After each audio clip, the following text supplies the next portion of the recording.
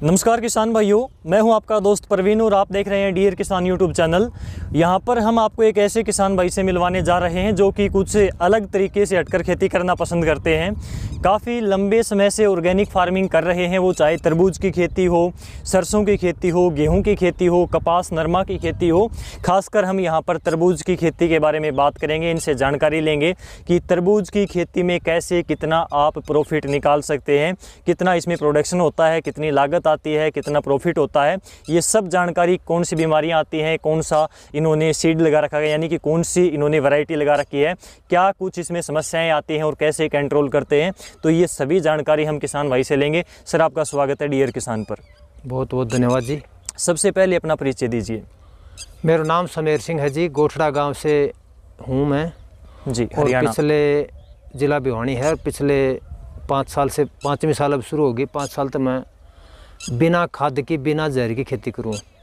ठीक है, 5 साल से आप लगातार जो है जहर मुक्त खेती कर रहे हैं, ऑर्गेनिक फार्मिंग कर रहे हैं। हाँ, ये जो हमने यहाँ पर तरबूज लगा रखा है, ये कितने एकड़ में लगा रखा है और कितने टाइम हो गया इसको लगाए हुए? ये लगाया था जी 12-13 फरवरी ने लगाया था और 1 एकड़ धरती है, 1 किलो धरती है। 1 किलो धरती है, तो पूरी तरह से ऑर्गेनिक है? हाँ, पूरी तरह तो ऑर्गेनिक है।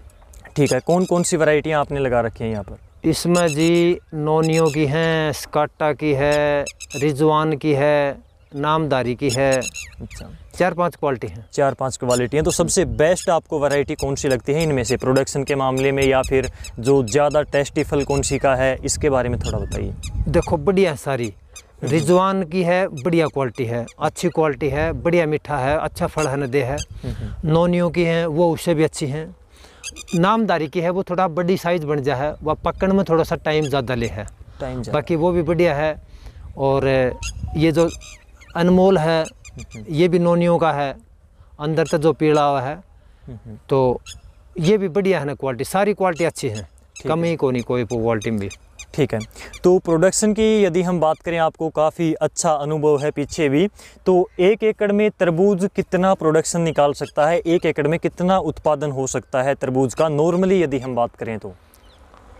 नॉर्मली न्यू है जी, 1 एकड़ में यानी कि 1.25 लाख रुपया तो ऊपर आमदनी हो सकता है। आनियाँ जानियाँ खुआ के छिक लो, आनियाँ जानियाँ खूब खुआओ, फिर भी 1.25 लाख से ऊपर पैदावार इसकी खूब आराम तो हो जाएगी। ठीक है, 1.25 लाख मतलब पैदावार इतनी दे देता है कि 1.25 लाख की इससे इनकम हो सकती है। इससे भी ऊपर है, इससे भी ऊपर जा सकती है। हाँ, लेकिन मिनिमम है ये। हाँ, कम से कम।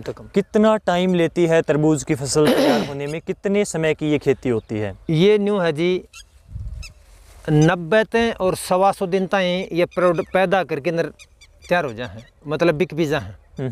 ठीक है। हाँ। तो ऑर्गेनिक फार्मिंग में आप बीमारियों के ऊपर कैसे कंट्रोल करते हैं? कौन कौन सी बीमारियां तरबूज में सबसे ज़्यादा आती हैं और उनको कैसे कंट्रोल करते हैं? देखो जी, बीमारी सब तो घनी जैविक में, तरबूज में, ककड़ी में पहले चोट तो लगावा है ना जी। सब तो पहले आवे सब मरोड़ियो आवे सब। मरोड़िए को आमी मतलब जो है ना भाई, नीम की स्प्रे कर दें, नीम का तेल की स्प्रे कर दें, छोटी जो ततैया मिर्च हैं उनकी है ना स्प्रे है ना कर दें। अच्छा, फिर तम्बाकू और नीम और आगटो और रक्षण अन्न उबाल की अन्न की 2-3 स्प्रे मार दें।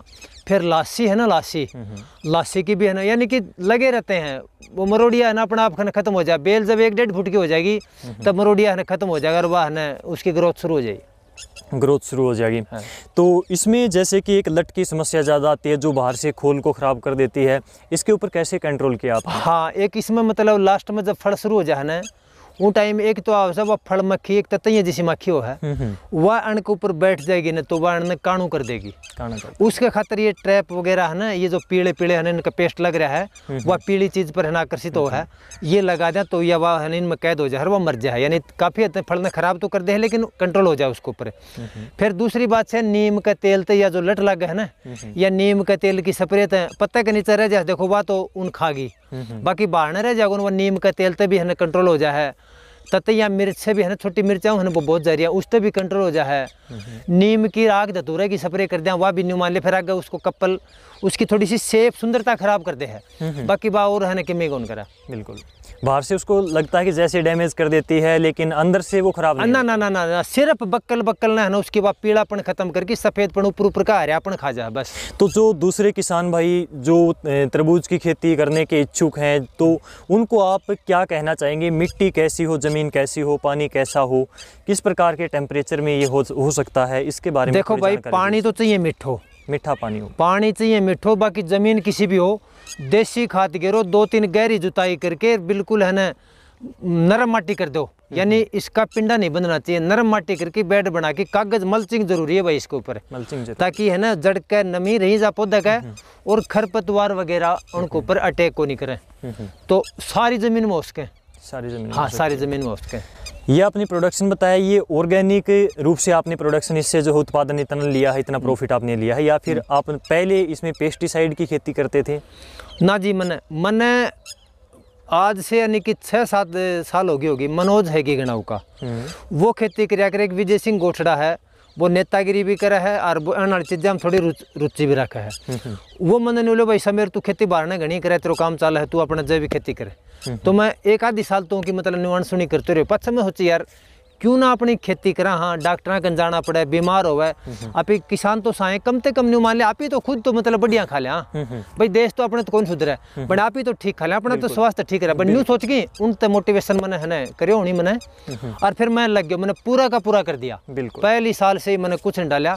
1-2 जना कहने लगा यार तेरी बुद्धि है खेती, मैं कहा भाई मेरा पानी बहाना लिख रहा है, मेरा काम चल जाओ, बड़का फीस बाकी शोरूम तो फीस कौन बाटी बड़का। यही सवाल मेरा अगला था कि जब हम रासायनिक खेती को छोड़कर जैविक खेती में कदम रखते हैं, तो क्या हमारा प्रोडक्शन है उसमें कितनी कमी आती है, या फिर उसके बाद में कमी आती है? तो वो जो गैप होता है, कितने टाइम के अंदर जो प्रोडक्शन का गैप होता है वो पूरा हो जाता है और उतना ही उत्पादन आ जाता है? देख भाई, यूँ सब पहली साल और दूसरी साल थोड़ी दिक्कत रहे, तीसरी साल बराबर पैदा देती है, बराबर पैदा देती है। हाँ, क्योंकि सबसे ज़्यादा जो कन्फ्यूज़न है वो यही रहता है कि हम जैविक खेती की तरफ यदि जाते हैं, ऑर्गेनिक फार्मिंग करते हैं, तो प्रोडक्शन कम हो जाएगा।